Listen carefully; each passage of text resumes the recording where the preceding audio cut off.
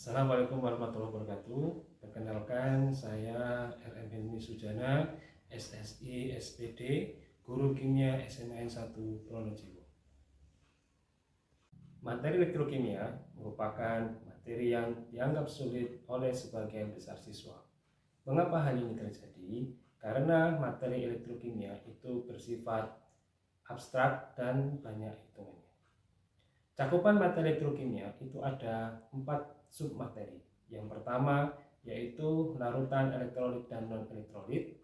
Yang kedua adalah reaksi redoks. Yang ketiga adalah sel volta. Dan yang terakhir adalah reaksi elektrolisis. Bagaimana cara guru mengatasi kesulitan siswa ketika mempelajari materi elektrokimia? Salah satunya adalah menyiapkan sumber belajar atau media pembelajaran yang sesuai. Media pembelajaran atau sumber belajar yang sesuai salah satunya adalah media pembelajaran atau sumber belajar yang berbasis representasi kimia. Representasi kimia merupakan proses pembelajaran yang melibatkan 3 komponen utama, yaitu makroskopik, submikroskopik, dan yang terakhir adalah simbolik. Bagaimana cara menerapkan representasi kimia dalam pembelajaran? Yaitu salah satunya adalah menggunakan buku ajar berbasis representasi kimia.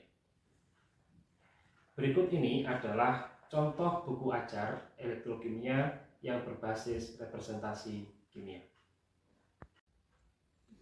Buku ajar elektrokimia SMA MA disusun oleh RM Helmi Sujana. Di bagian awal ini ada cover buku ajar elektrokimia SMA MA kelas 12 oleh RM Helmi Sujana. Setelah cover itu ada analisis capaian pembelajaran, tujuan pembelajaran, dan alur tujuan pembelajaran. Setelah guru mengetahui capaian pembelajaran dan alur tujuan pembelajaran, maka guru wajib membaca petunjuk penggunaan buku ini. Mengapa perlu? Karena berdasarkan konsep awal pengembangan buku ini adalah buku yang berbasis representasi kimia, maka di sini buku disajikan dalam bentuk fakta kimia, konsep kimia, media praktikum atau penyelidikan, ayo berlatih, hingga berbagi konten.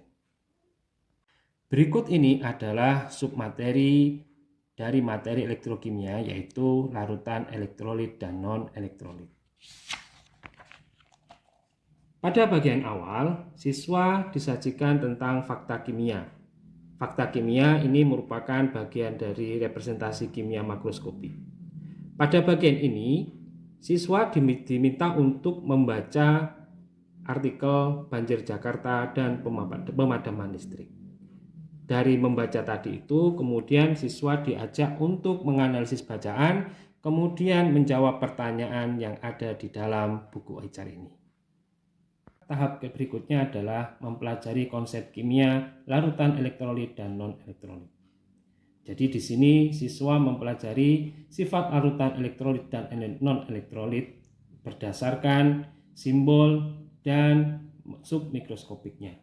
Simbol yang dimaksud adalah proses penggambaran persamaan reaksinya. Contoh di sini adalah proses pelarutan larutan gula oleh air menjadi larutan gula. Kemudian di dalam buku ini juga disampaikan bagaimana gerak elektron atau ion-ion yang ada di dalam larutan itu sendiri. Nah, ini adalah perwakilan representasi kimia submikroskopik. Setelah mempelajari konsep kimia baik secara submikroskopik dan simbolik, maka langkah berikutnya siswa diajak untuk bagaimana proses aplikasi konsep yang sudah dipelajari dalam kehidupan sehari-hari. Contoh dalam kasus ini adalah aplikasi larutan elektrolit dan non-elektrolit. Di sini merupakan perwakilan representasi dari makroskopi.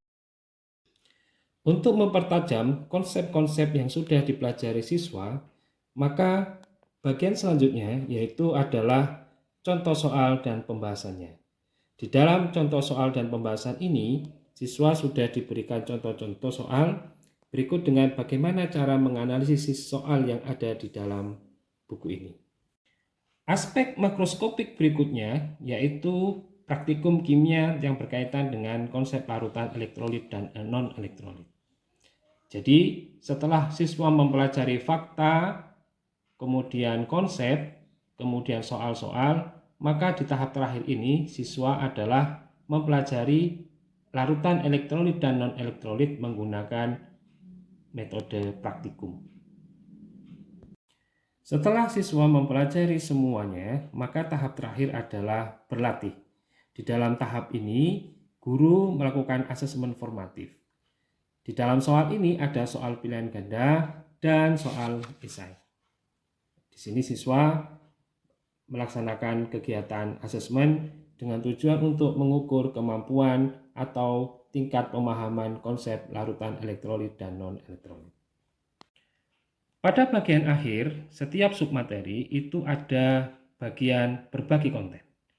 Di sini merupakan ada video-video yang berkaitan dengan submateri yang telah dipelajari siswa. Harapannya, siswa bisa menganalisis lebih dalam lagi konsep-konsep atau submateri yang telah dipelajari sebelumnya.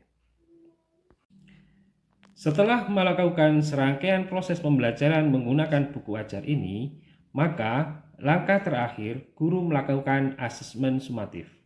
Di dalam buku ini sudah ada asesmen sumatif yang diharapkan bisa mengukur kemampuan siswa dalam materi elektrokimia. Demikian Bapak Ibu pengenalan buku ajar elektrokimia berbasis representasi kimia. Harapannya dengan adanya buku ini bisa mempermudah Bapak Ibu guru menyampaikan materi elektrokimia kepada siswa yang menurut pandangan mereka materi elektrokimia itu sulit dan banyak hitungannya.